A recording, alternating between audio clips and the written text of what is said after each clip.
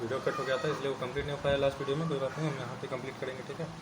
तो हम निकाले कैसे, स्ट्रेन इन कंक्रीट क्या था, FC/EC था, और स्ट्रेन इन वायर क्या, मतलब क्योंकि दोनों में सेम स्ट्रेन आ रहा है, बॉन्ड बना हुआ है, डिफॉर्मेशन सेम है, इलास्टिक डिफॉर्मेशन, तो सेम FC/EC इधर है, तो वायर में भी क्या है, सेम स्ट्रेन है FC/EC, ठीक है। तो क्योंकि डिफॉर्मेशन सेम है, इलास्टिक डिफॉर्मेशन, ठीक है, बॉन्ड बना हुआ है ना एक्चुअली। तो स्ट्रेन हम वायर में मतलब यहाँ से वैल्यू सेम निकाले, तो वायर में स्ट्रेन माने कि FC/EC होगा, मतलब ऐसा है हमारा। तो फिर स्ट्रेस इन स्टील, ये हम उस लॉ से फिर निकालेंगे। तो स्ट्रेस का फॉर्मूला होता है modulus of elasticity of steel ES into क्या, स्ट्रेन। तो स्ट्रेन क्या है, स्ट्रेन इन वायर क्या है, स्ट्रेन इन वायर, ठीक है। तो modulus of elasticity of steel क्या है, ES है, और स्ट्रेन इन वायर हम यहाँ पे ऐसा निकाले हैं FC/EC, ठीक है। क्योंकि ये कंक्रीट और वायर का सेम स्ट्रेन है, तो वायर में भी सेम हम कंक्रीट का स्ट्रेन लिख दिए हैं FC/EC, और ये हमारा modulus of elasticity of steel Hooke's law से, क्योंकि यहाँ पे जहाँ भी प्री-स्ट्रेस का बात हो रहा है, प्री-स्ट्रेस का एनालिसिस का, तो हम मान के चलते हैं कि यहाँ पे इलास्टिक डिफॉर्मेशन हो रहा है, ठीक है, हुक्स लॉ को फॉलो कर रहा है। तो ये बिल्कुल वैसा ही है जैसा हम वर्किंग स्ट्रेस मेथड पढ़े थे RCC में, तो हम ये यही मानते थे क्या, कि हुक्स लॉ को फॉलो कर रहा है और इलास्टिक डिफॉर्मेशन हो रहा है, ठीक है, तो वैसा ही है। तो ये हो गया हमारा। अब यहाँ पे आप देखिए, आप RCC में पढ़े थे ES/EC, मतलब modulus of elasticity of steel divided modulus of elasticity of concrete, ठीक है। इसको हम क्या कहते हैं, इसको हम कहते हैं मॉड्यूलर रेशियो, ठीक है, इसको हम कहते हैं मॉड्यूलर रेशियो। यहाँ पे अल्फ़ा लिख देंगे, अल्फ़ा इंटू FC, ठीक है। तो ये हो गया मेरा अल्फ़ा FC, ये हो गया स्ट्रेस इन स्टील, और यही हमारा लॉस होगा, यानी कि loss due to elastic deformation, ठीक है, loss due to elastic deformation भी हमारा यही होगा। तो ये है हमारा इलास्टिक डिफॉर्मेशन लॉस, क्योंकि जितना इलास्टिक स्ट्रेन, मतलब क्या कहेंगे, जितना स्ट्रेन है इस स्ट्रेसिंग फोर्स के कारण कंक्रीट में और सेम स्टील में आया, तो उतना ही हमारा क्या होगा, लॉस होगा क्योंकि इलास्टिक डिफॉर्मेशन, ठीक है। और स्टील में इनिशियल पे स्ट्रेस क्या था, E/AP था। कंक्रीट में कंक्रीट का स्ट्रेस अलग, प्री स्ट्रेस अलग है, क्योंकि एरिया अलग है, वायर का अलग, तो कंक्रीट का अलग, एरिया अलग, बस लोड दोनों में सेम है, प्री स्ट्रेसिंग फोर्स दोनों में सेम है। तो ये है हमारा मतलब loss due to elastic deformation, इसको याद रख सकते हैं क्योंकि क्वेश्चन सॉल्व करने में आपको ये काम आएगा, ठीक है। तो अभी यहाँ पे हम एक क्वेश्चन सॉल्व करके देखते हैं कि क्वेश्चन सॉल्व करेंगे हमारे, ठीक है। तो हमारा क्वेश्चन है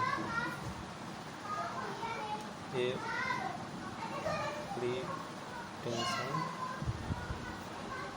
concrete rectangular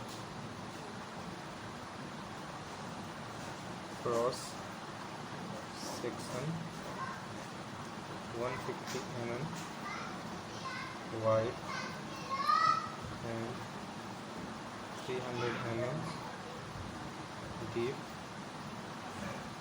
is pre-stressed by 8 high tensile wires of 7 mm diameter located at 100 mm from the socket of the beam, ठीक है। If the wires are tensioned to a stress of 100 mm square, to calculate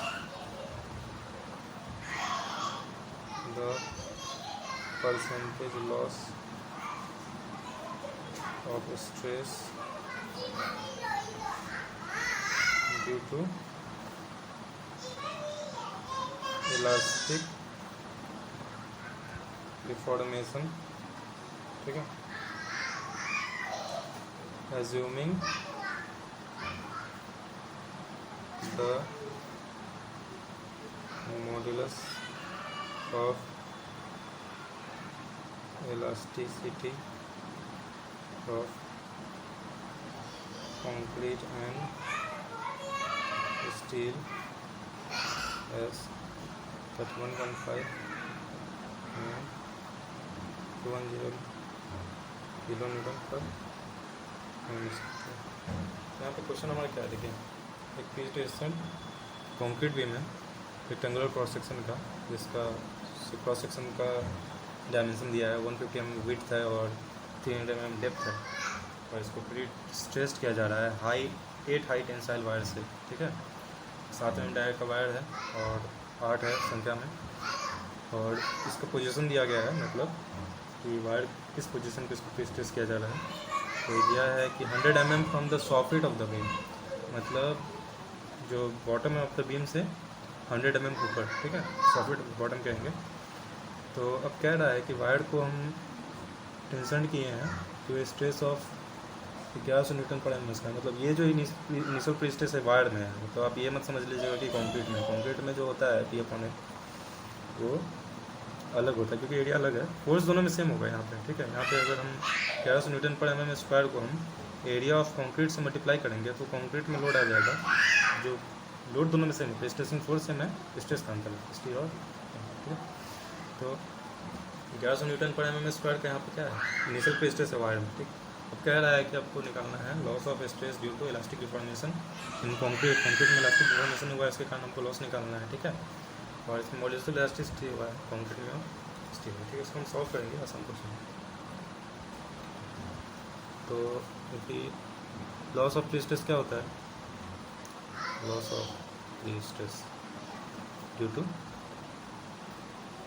elastic deformation, ठीक है। वो loss of pre stress मतलब जितना stress आया due to elastic deformation, ठीक है। तो उसके लिए क्या होगा, जितना स्ट्रेन हुआ तो कंक्रीट में स्ट्रेन क्या हुआ FC/EC इंटू, और सेम स्ट्रेन किस में, सेम स्ट्रेन स्टील में, तो स्ट्रेन इन स्टील वही, मतलब सॉरी हम कंक्रीट में स्ट्रेन बोल दिए, स्ट्रेन इन स्टील होगा, सेम कंक्रीट में स्ट्रेन होगा कि bone bond same into modulus of elasticity of steel ES, इसी से हम स्ट्रेस निकालते हैं। तो यही डिफॉर्मेशन हुआ हमारा इलास्टिक डिफॉर्मेशन, और यही हमारा लॉस हुआ, ठीक है।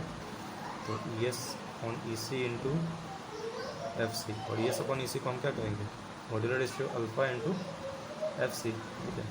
तो अल्फ़ा तो हमको यहाँ से पता चल जाएगा, क्योंकि हमारा 2 मॉड्यूलस ऑफ इलास्टिसिटी दिया है, और elasticity of steel divided by elasticity of concrete से अल्फ़ा निकल जाएगा। लेकिन हमको क्या FC निकलना है, स्ट्रेस इन कंक्रीट, लेकिन कंक्रीट में स्ट्रेस प्री स्ट्रेस कौन सा, ठीक है, कोई लेवल पे होगा ना, जैसे पूरे सेक्शन पे हम निकालते हैं, पूरे सेक्शन पे टॉप पे निकालते हैं, बॉटम पे निकालते हैं, लेकिन यहाँ पे टॉप और बॉटम का हम नहीं लेंगे, हम वहाँ पे कहाँ का लेंगे, अगर हमारा ऐसा रेक्टेंगुलर बीम है इस क्वेश्चन के हिसाब से, और इसका ये हम निकाल रहे हैं, ये लॉन्गिट्यूडनल मतलब दिखा रहे हैं इसको, ठीक है।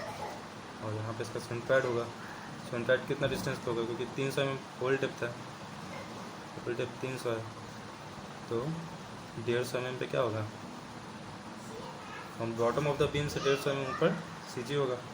और क्वेश्चन के हिसाब से कह रहा है कि वायर जो है कितने डिस्टेंस पे है, 100 mm फ्रॉम द सॉफिट है, सॉफिट से मान लेते हैं 100 mm पे, यहाँ 8 वायर यहाँ पे है, ठीक है। और ये सॉफिट ऑफ द बीम से 100 mm बॉटम से 100 mm ऊपर है। इसेंट्रिसिटी हमारा कितना आएगा फिर, अगर CG ये है 150, ये है, ये 100 है, तो CG हमारा कितना आएगा, सॉरी ये सेंट्रिसिटी हमारा कितना आएगा, 50 mm आएगा, ये इक्वल टू 50 mm, ठीक। तो अब यहाँ पे जो FC है स्ट्रेस इन कंक्रीट, वो हमको इस लेवल पे निकालना है, मतलब वायर के लेवल पे, बाकी ये और ये जो जगह है टॉप और बॉटम, ये तो स्टील से काफ़ी दूर है, और इसमें जितना डिफॉर्मेशन हो रहा है कंक्रीट में वायर के बराबर नहीं हो रहा है, ठीक है। एट द सेम लेवल जहाँ पे बॉन्ड बन रहा है वहाँ पे जितना डिफॉर्मेशन स्टील में हो रहा है उतना डिफॉर्मेशन किसमें हो रहा है, कंक्रीट में उल्टा भी कह सकते हैं, जितना डिफॉर्मेशन कंक्रीट में हो रहा है उतना ही डिफॉर्मेशन किस में हो रहा है, स्टील में हो रहा है। तो हमको इस लेवल पे हमको स्ट्रेस निकालना है, मतलब इस लेवल पे निकालना है, ठीक है। तो इस लेवल पे निकालना है, तो हम एनालिसिस ऑफ प्री स्ट्रेस में पढ़ चुके हैं क्या होता है प्री स्ट्रेस। प्री स्ट्रेस क्या होता है वायर इसमें कंक्रीट में, पी अपॉन ए होता है, क्योंकि ये क्या है, ये एक प्री स्ट्रेसिंग फोर्स लग रहा है पी, इस कंक्रीट पे यहाँ पे लग रहा है और यहाँ पे लग रहा है ना, पी लग रहा है, और यहाँ इस एरिया कितना है, ये है, ये एरिया कितना है, ये है। तो पी अपॉन ए एक कॉम्प्रेसिव टाइप का प्री स्ट्रेस लगा पूरे सेक्शन पे, सेम पी अपॉन ए। बाकी दूसरा क्या होगा, एक मोमेंट ये जनरेट करेगा, क्योंकि ये क्या है, ये वायर जो है सेंट्रॉइड पे नहीं है, सेंट्रॉइड से थोड़ा सा नीचे है, इसेंट्रिसिटी पे 50 mm इसेंट्रिसिटी पे, तो एक मोमेंट जनरेट करेगा, ठीक है। तो मोमेंट कितना होगा पी, और हम मोमेंट है यानी बेंडिंग है, बेंडिंग स्ट्रेस निकालेंगे, तो बेंडिंग स्ट्रेस यहाँ पे हम लिखेंगे पी एम मोमेंट हुआ, तो P upon M by Z होता है, यानी कि पी अपॉन जेड होता है, लेकिन यहाँ पे जेड के जगह हम लिखते हैं क्या, आई अपॉन वाई, ठीक है, आई अपॉन। और क्योंकि बिलो सी जी है तो हमको पता है कि क्या कॉम्प्रेसिव नेचर का होगा, वायर अगर बिलो सी जी है तो नीचे बिलो सी जी कॉम्प्रेसिव होगा और ऊपर टेंसाइल होगा, ठीक है। ये हो गया। अब जो वाई है, ये वाई कितना डिस्टेंस पे, ई डिस्टेंस पे है, तो हम इसको ऐसे लिख सकते हैं P upon A plus P into E upon I, यानी कि P upon A plus E square by I, ठीक है। ये होगा हमारा क्या होगा, एफ सी होगा, यही एफ सी निकलना है। ये जब से जब तक नहीं निकलेगा हमको पता नहीं चलेगा कि स्टील में कितना स्ट्रेस आया है राष्ट्रीय फॉर्मेशन का, तो वही हमारा लॉस, इसको निकालना ज़्यादा जरूरी है। इसके लिए हम क्या निकालेंगे, पी निकालेंगे, ए ये निकालेंगे, क्योंकि हमको डायमेंशन पता है, cross sectional dimension 150 mm wide into 8 mm deep, तो ए निकल जाएगा, पी निकल जाएगा। पी कैसे निकलेगा, क्योंकि हमको पता है कि वायर में स्ट्रेस कितना है, कितना है, देखिए इनिशियल प्री स्ट्रेस यहाँ पे दिया है, initial pre stress in wire दिया है, कितना है वायर में इनिशियल प्री स्ट्रेस, तो 1100 न्यूटन पर mm स्क्वायर है, ठीक है। और हमारा एरिया ऑफ स्टील कितना है, एरिया ऑफ स्टील 8 वायर है, और सबका एरिया होगा 5/4 into D square, 7 mm dia 7 square, ठीक है। तो इसको निकालेंगे कैलकुलेटर से, तो 8 इंटू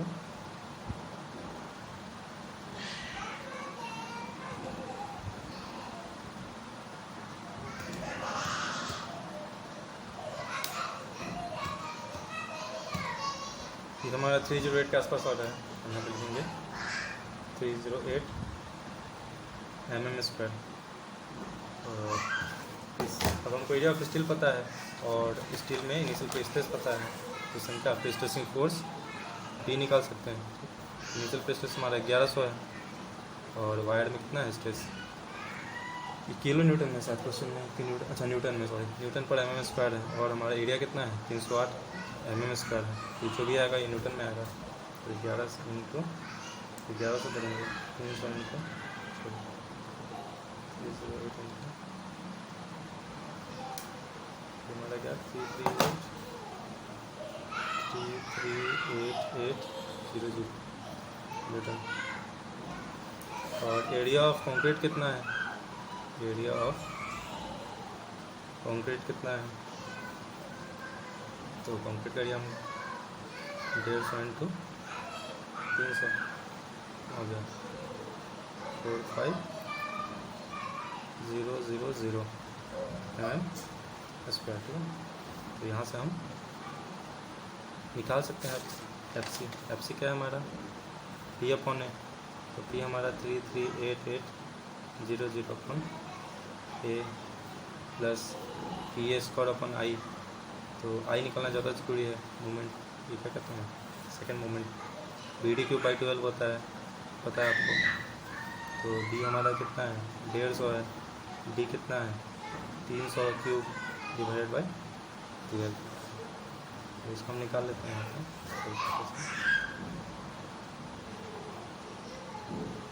सॉरी हम लोग गलती कर रहे हैं शायद क्वेश्चन नहीं। ठीक है, चलिए डेटा सही है। मुझे लगा कि शायद वेट अलग हो, लेकिन डेटा सही है।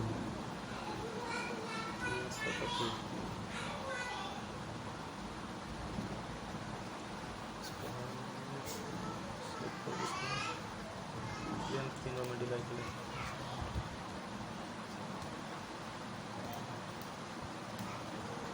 3375 ये आ रहा है हमारा 3375 इंटू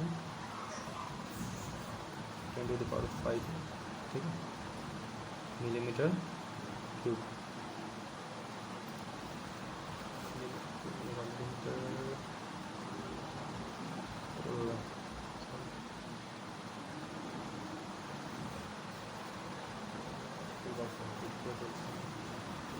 तो हम यहाँ पे अब लिखेंगे ये हमारा क्या होगा पी अपन, दूसरा पी अपन जेड। तो पी हमारा कितना है 338800 इंटू ई 50 का स्क्वायर। जेड नहीं लिखते हम, इसको स्क्वायर लिख लेते हैं। पी स्क्वायर अपन आई कितना है 3375 इंटू 10⁵। इसको सॉल्व करेंगे तो आंसर आता है हमारा 3388004500। ये हमारा आंसर आ रहा है 75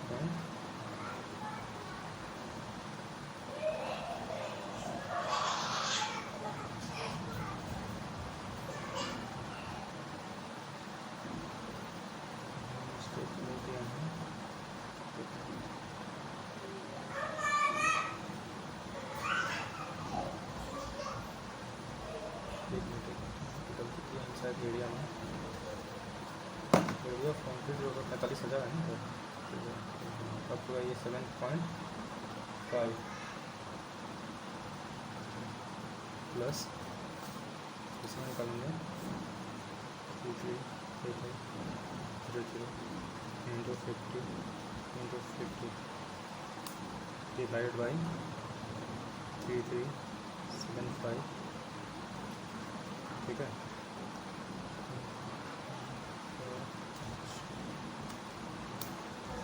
हमारा 2.509 यानी कि 511 लिखा। ये आंसर हमारा कितना आएगा 10 के आसपास आएगा, ठीक है। वही है, इसको हम से सकते हैं 7.53, इसको हम 4 लिख देते हैं, 0 लिख देते हैं 10.04 न्यूटन पर mm स्क्वायर आएगा, ठीक है। क्योंकि जितना भी यूनिट था लोड को न्यूटन में रखे थे और बाकी जितना था उसको मिलीमीटर में रखे थे, तो ये हमारा आएगा। तो ये हमारे कंक्रीट के लेवल पे, स्टील के लेवल पे कंक्रीट में स्ट्रेस आ गया 10.02 पर एम स्क्वायर 0।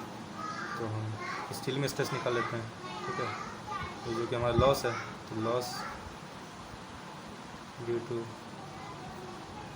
इलास्टिक डिफॉर्मेशन, तो हमारा क्या होगा अल्फा इंटू एफ सी। तो अल्फा हम कैसे निकालेंगे, अल्फा यानी कि modular ratio, modulus of elasticity of steel 210 question में दिया है, divide by modulus of elasticity of concrete 31.5 दिया है इंटू एफ सी 10.0। इससे हमारा आंसर है ये हमारा 0 डिवाइड बाई 31.5 6.67 आता है, 6.67 इंटू 0.04 तो हमारा 66.9668 आता है, 66.96, ठीक है। तो ये हमारा न्यूटन पर एम स्क्वायर में आ जाता है। इतना हमारा स्ट्रेस आ रहा है स्टील में या कंक्रीट में, ठीक है, उस लेवल पे। तो ये हमारा लॉस है, तो इसका लॉस का परसेंट भी हम निकाल सकते हैं अगर हमको इनिशियल प्री स्ट्रेस पता हो स्टील में। तो ये हमारा लॉस है, इसका परसेंट में निकालना है। तो परसेंट में कैसे निकालेंगे, तो हमेशा से पढ़ते हैं, तो 1100 इंटू ये होगा 66.96 डिवाइड बाई